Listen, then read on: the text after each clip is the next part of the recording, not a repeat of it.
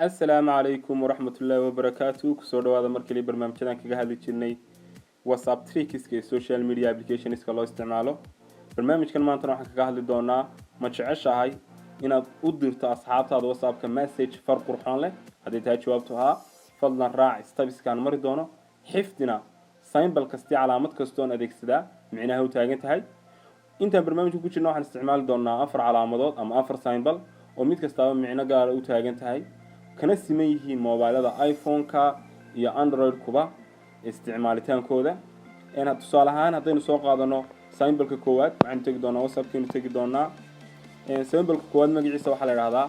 asterisk baa la yiraahdaa ama Soomaali ahaan waxa loo yaqaano xidigta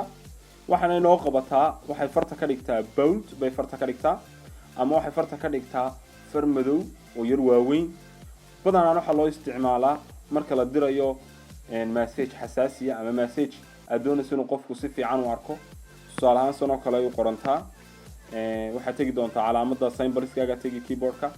وحصل دون علامة حديقة دوران كبعدي واحد قري مسج كذا قري سينك كلها لوبان سؤالها قرية كبعد واحد سنو قندون تا حدنا يدي واحد سنو قندون تا ساينبركي واحد كله فن حدنا يدا كله فن وانا تكون فرصة وانا تكون حري هذا حاجات هاجم بعد أركي دون تا أون ديرون ولي إنه يسبد الشيء يعني كله haddii markaa isbedesho uu ku saxan tahay message ka diri doontaa symbol-ku iyadoo ka har doontaa message-ka faqada bixi doona laakiin isbedelay iminka inaynu kala aragneen doonaa tusaale waxaan diri doonaa message kale oo ah key standard-ka WhatsApp-ka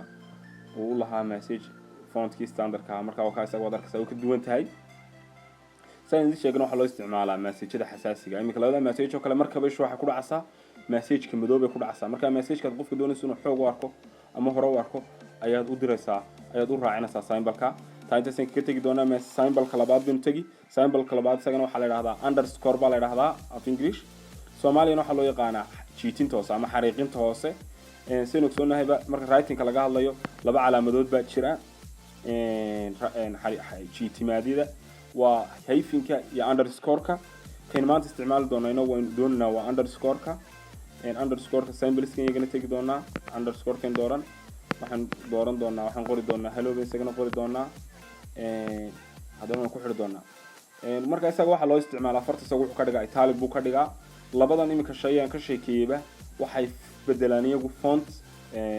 waxay bedelaan font style-ka bedelaan font style-ka markaan ku leeyahay waxay bedelaan qaabka fartu u egtahay bay bedelaan marka wada arkaysa isagana hadda markiiba wada arkaysa fartu isbedeshay isagana waan diri doonaa marka taas isaguna soo bixi doonaa isagana intaas ka tagi doonaa symbol-ka saddexaad baan isagana tagi doonaa symbol-ka saddexaad isagana Soomaali isaga kuma garanaysa laakiin isaga waxa la yiraahdaa tile baa la yiraahdaa af English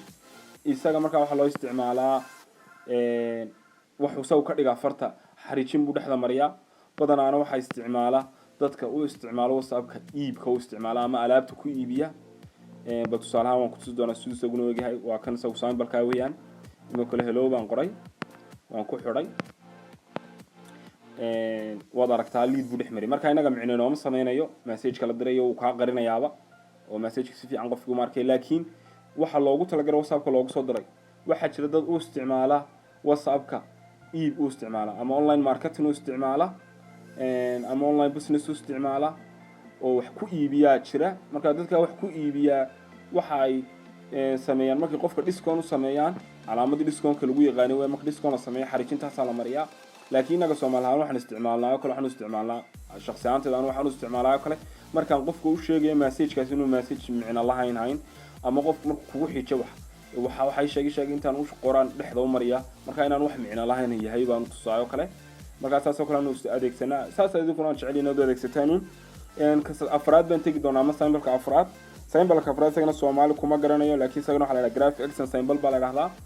graphic accent symbol-ku waxay isku dhow yihiin single code-ka isku dhow yihiin dadka ICT-ga yaqaan double code-ki